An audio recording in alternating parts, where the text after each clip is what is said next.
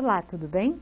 Eu me chamo Márcia Agostinho e vou ser sua professora nessa aula de Introdução à Engenharia. Eu sou engenheira, assim como você também vai ser daqui a uns anos. Vai ser mais rápido do que você pensa. Tá bom? Vamos lá? Bom, a primeira coisa que a gente precisa conversar um bocadinho é sobre a engenharia na história, né? Eu queria, antes de mais nada, fazer uma pergunta para você. O que te motivou a escolher essa carreira? Por que a engenharia? Certamente você não vai ter a resposta agora de bate-pronto, mas ao longo dessa primeira aula você vai ter muita coisa para pensar e aposto como essa pergunta vai ficar cada vez mais clara daqui para frente. Combinado? Então, quais serão os objetivos dessa nossa primeira aula?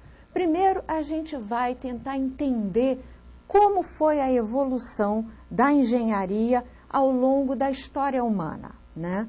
Como que essa expressão da engenhosidade criou esta carreira que agora você procura.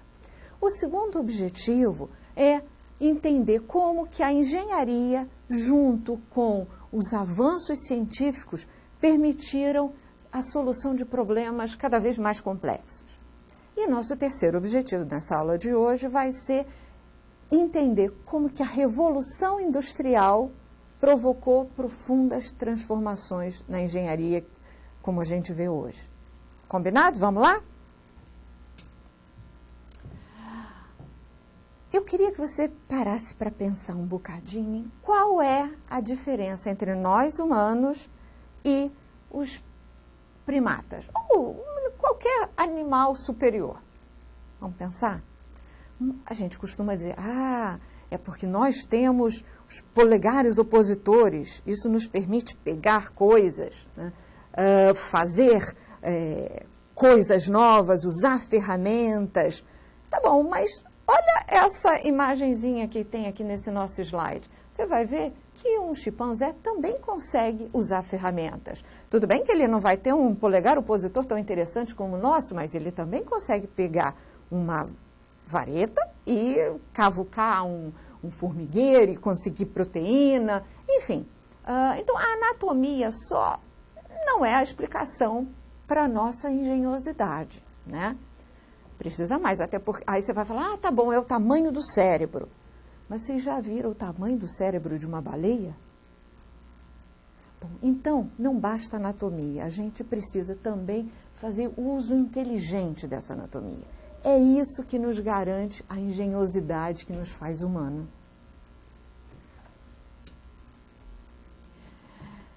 Então, o que isso nos permitiu? O que essa capacidade de unir uma sorte anatômica com o uso inteligente desses recursos fez com a nossa história?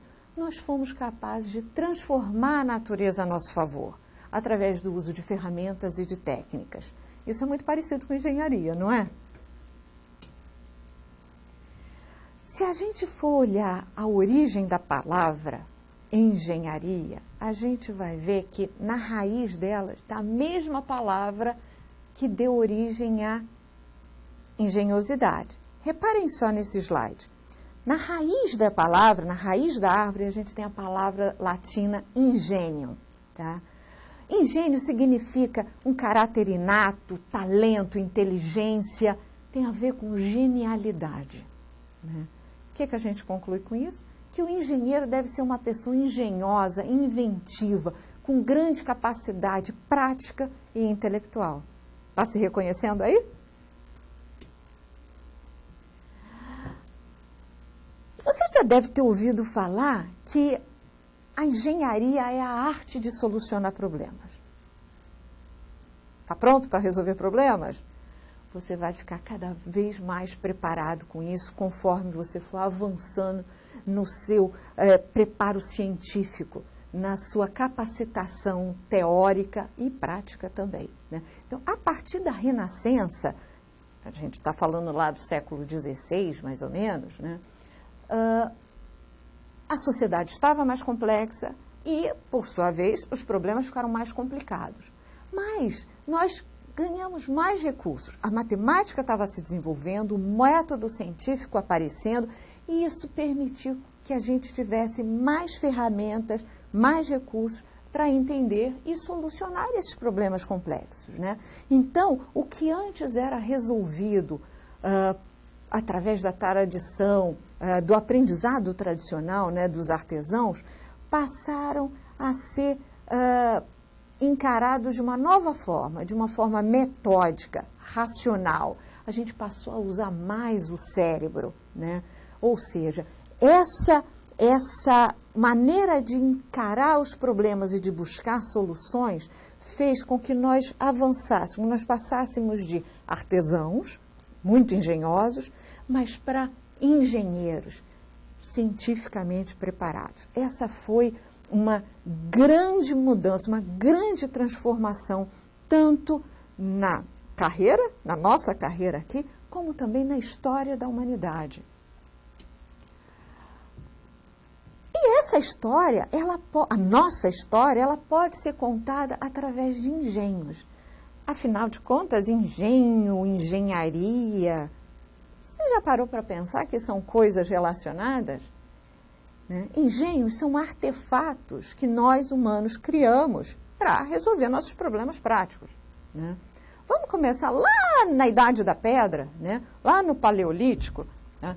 Se vocês repararem aqui, ó, a pedra lascada.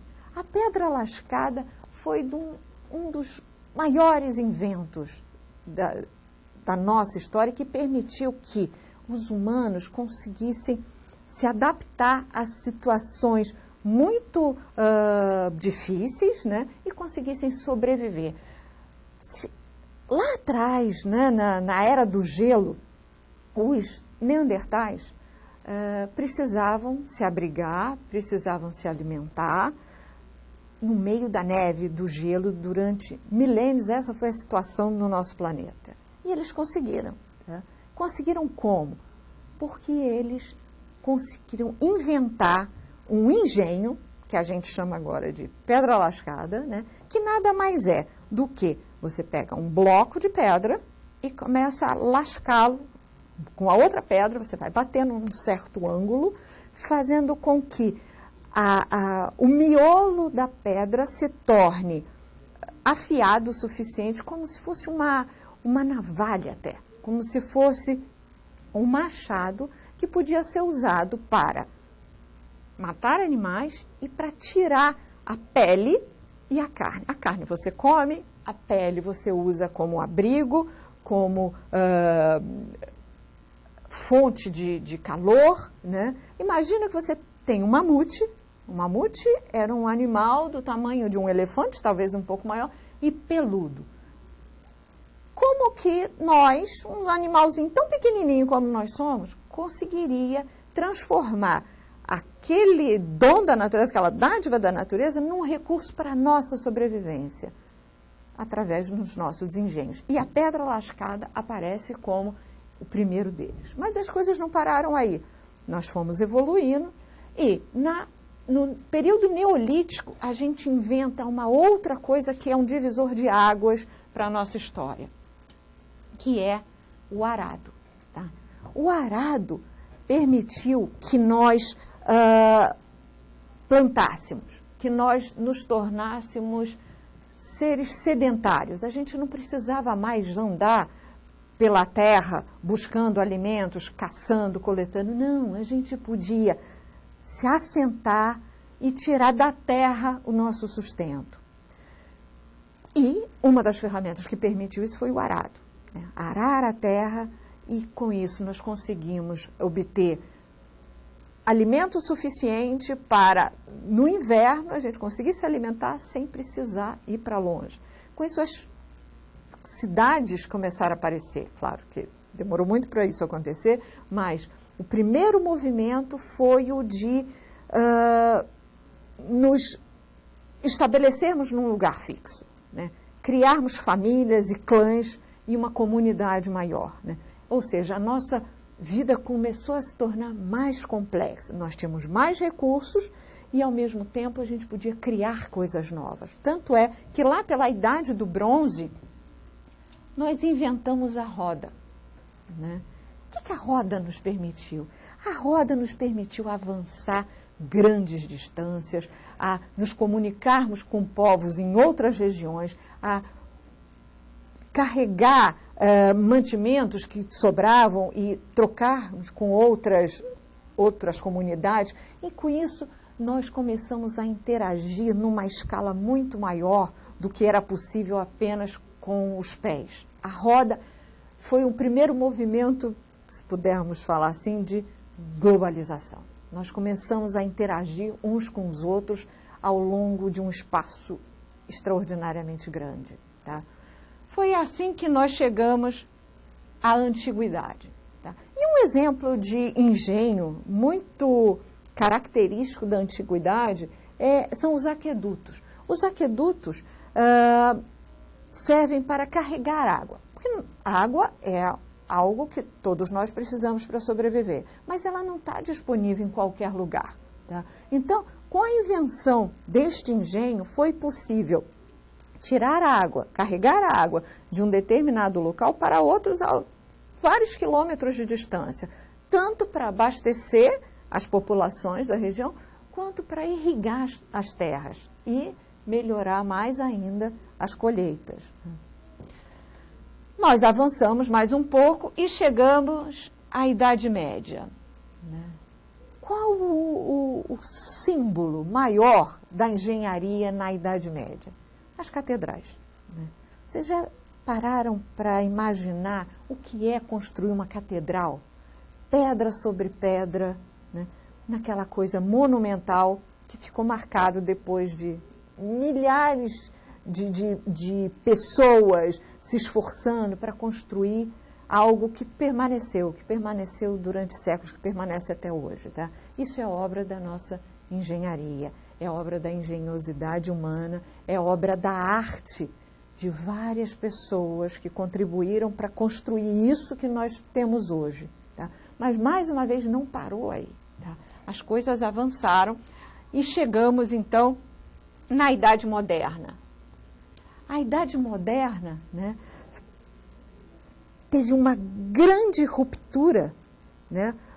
Houve uma grande aceleração da nossa história, e um desses símbolos é a máquina a vapor. A máquina a vapor, ela permitiu com que a escala de produção aumentasse. Muita coisa que era feito em escala artesanal passou a ser feita em escala industrial, passou a ser feita em grande quantidade. Isso muito graças a engenhos como a máquina a vapor. A máquina a vapor, ela passou a movimentar fábricas e também meios de transporte, né? Ela passou a ser integrada à locomotiva e, com o trem, foi desbravando novas áreas, novas regiões. Se a roda já tinha feito com que nós pudéssemos se espalhar por grandes territórios, imagina o que fez o trem, né?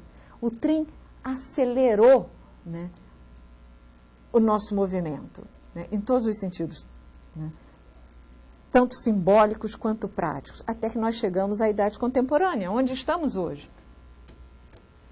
Que símbolo melhor para representar essa nossa revolução do que o computador, né? Aquilo que a máquina a vapor fez com a revolução industrial, os computadores estão fazendo agora com a chamada revolução digital, né? Todos esses exemplos que nós vemos aqui, tá, são marcos da evolução da engenharia. Tudo isso é engenharia. Ok? Bom, a gente começou dizendo que uma das definições de engenharia era a arte de solucionar problemas, né? E aí eu faço uma pergunta aqui para você. Qual é a diferença entre a engenharia medieval e a engenharia moderna? Aqui nós temos duas imagens, né, para ilustrar um pouco dessas grandes correntes. Uma, nós temos um moinho e na outra uma grande hidrelétrica, né? Ambos engenhos usam a força da água para gerar energia. Tá? Qual você diria que é a grande diferença entre elas? Será que é a ciência? Né? Bom, assim como a Idade Média abriu caminho para a Idade Contemporânea, para a modernidade, tá? A arte mecânica também se transformou em uma profissão de base científica, que nós chamamos hoje engenharia propriamente dita, né? O que acontece? Esse saber técnico passa a ser registrado em papel. Lembra que a gente falou lá da Renascença, do século XVI, que a partir daí os problemas passaram a ser encarados de forma mais racional, científica? Então, lá no século XVI, surgiu um invento, um engenho, né, extremamente importante para a transmissão de informação, para a transmissão de conhecimento, que foi a imprensa, né? Com a imprensa, foi possível que práticas, saberes, técnicas, novas ideias, novos conhecimentos fossem passados, fossem transmitidos para pessoas a quilômetros de distâncias ou a décadas para frente, né? Ou seja, a imprensa e, através dela, o livro, o registro da palavra em papel, tá? É quase que uma máquina do tempo. Ela permite que alguém lá no passado nos ensine coisas hoje. Tá? Tradicionalmente isso não era possível. Por quê? Porque com a cultura oral você aprendia da pessoa que sabia e que estava ali ao seu lado, ao vivo. Hoje, aliás, a partir da invenção da imprensa, não era mais necessário você estar presencialmente. Como nós aqui, né? Nós estamos próximos, mas essa aproximação é feita pelo computador, pela imagem, né? E pela palavra, né? A imprensa, lá no século XVI, fez uma revolução muito parecida com essa que a gente está vivendo agora. Pessoas em várias regiões do planeta podiam compartilhar conhecimentos, né? E com isso, a engenharia evoluiu muito, né? Ela passou de um conhecimento prático, que antes era dominado apenas por um grupo de pessoas, um grupo de artistas ou mestres de ofício, e passou a um conhecimento científico muito mais compartilhado, né? Então, essa passagem de arte para a profissão de base científica se deve, em grande parte, às mídias, aos mecanismos de transmissão do conhecimento. Ok?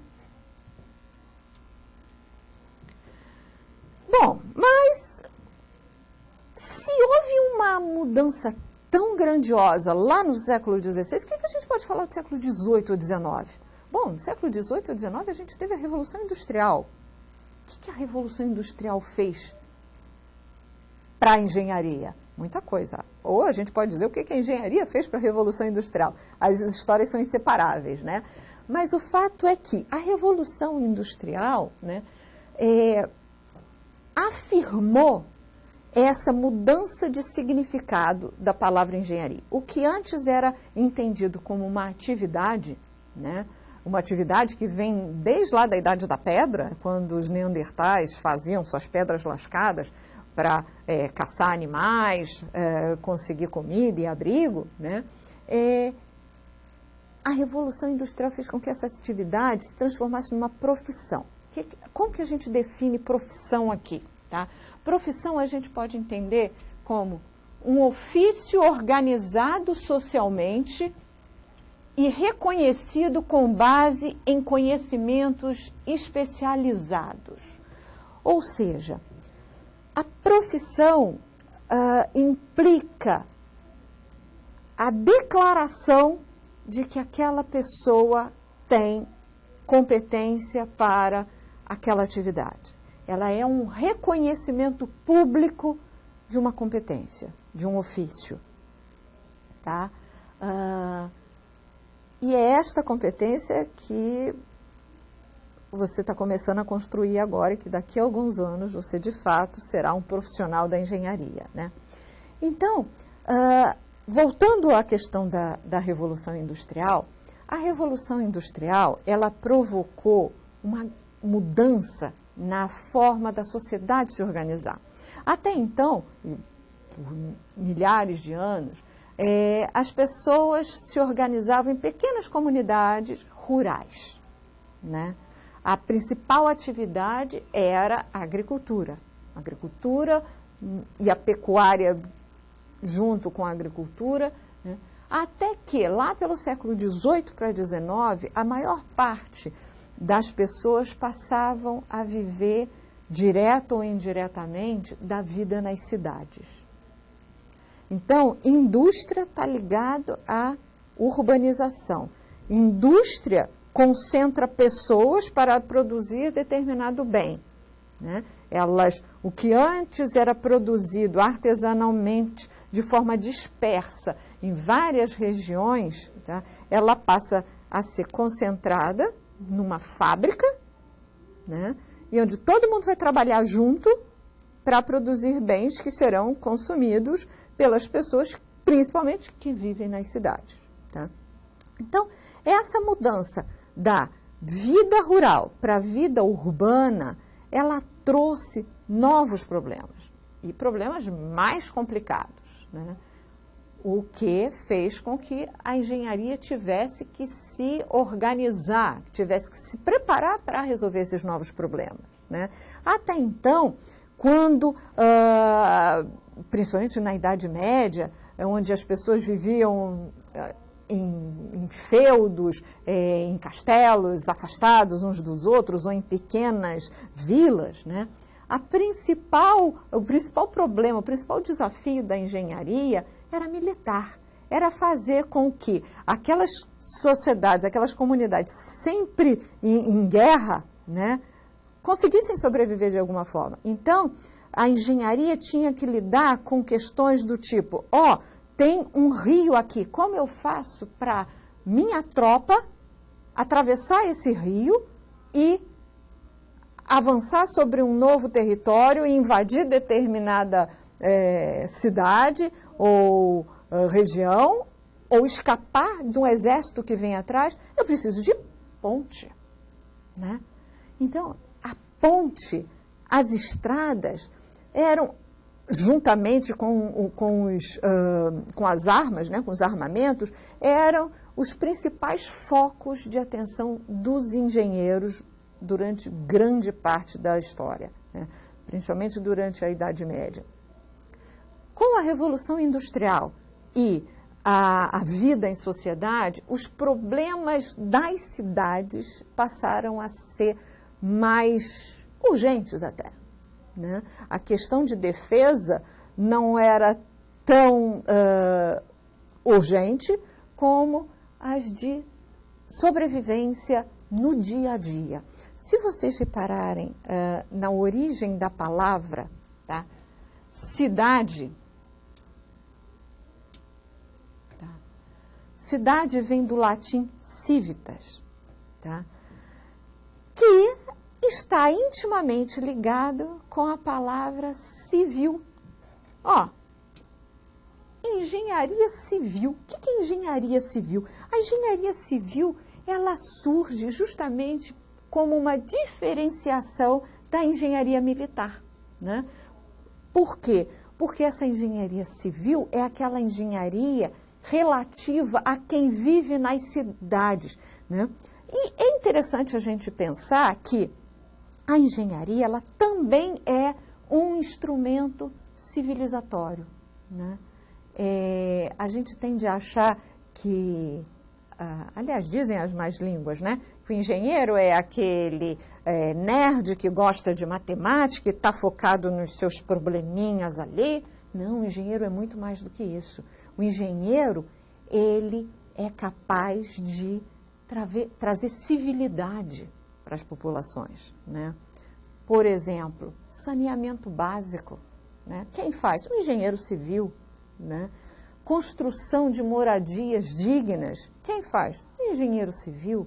Ou seja, Não é à toa que a raiz da palavra é a mesma, está tudo relacionado.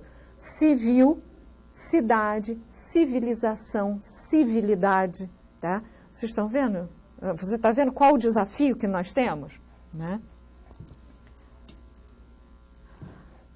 Bom, vamos repassar o que a gente viu nessa aula. Primeiro, a gente viu que a engenharia é muito mais do que uma profissão. Ela é uma atividade que evolui junto com a humanidade. Tá? A engenharia faz parte da natureza humana, porque a engenharia é a expressão dessa engenhosidade que nos diferencia dos outros animais. Tá? Isso é para você se orgulhar mesmo da carreira que escolheu, hein?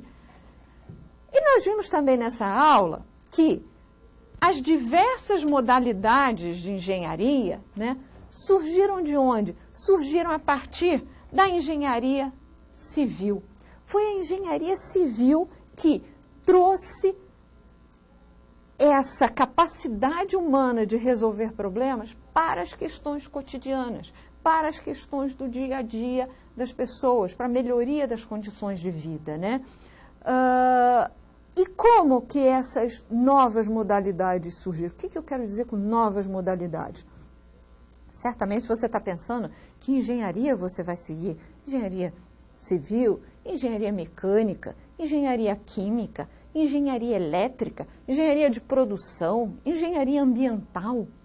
Cada uma dessas especialidades, elas surgem para resolver problemas específicos, né, que decorrem de uma vida cada vez mais complexa, né?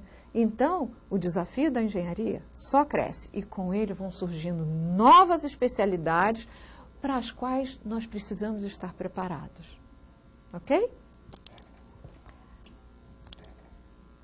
Bom, o que a gente vai ver na próxima aula? Primeiro, a evolução do ensino da engenharia no Brasil. Segundo, quais foram os marcos históricos da modernização brasileira? Porque você já percebeu que modernização e engenharia tem tudo a ver. Então, a gente vai tentar entender isso para o caso do Brasil em particular, né? E, em função disso, a gente vai avaliar, vai analisar um bocadinho como é que se deu o desenvolvimento da engenharia brasileira. Tá bom? Então, nos vemos na próxima aula e eu espero que você esteja bem animado para ingressar nessa carreira aí de engenharia. Tá bom? Até logo. Até a próxima.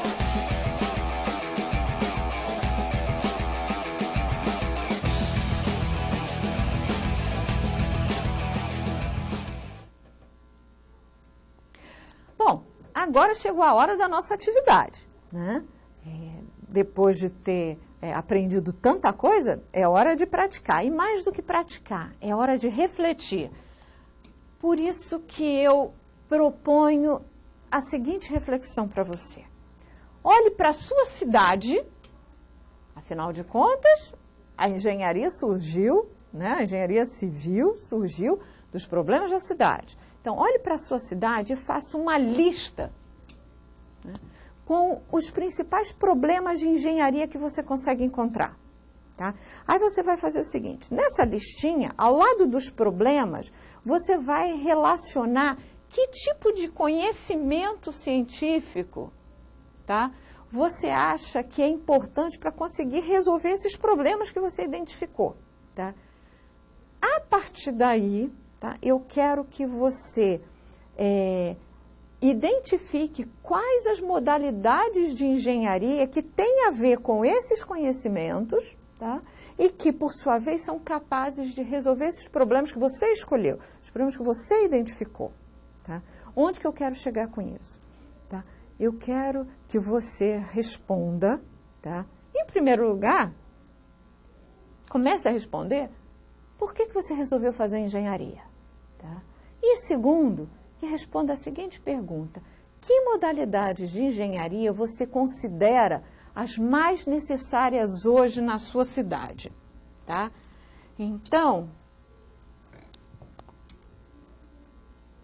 Então, eu quero que você identifique problemas que você considera importantes, urgentes, identifique quais os conhecimentos necessários para resolver esses problemas e quais são as engenharias que estão mais próximas da solução desses problemas, dessas competências, ok? E nos vemos na próxima aula. Até logo!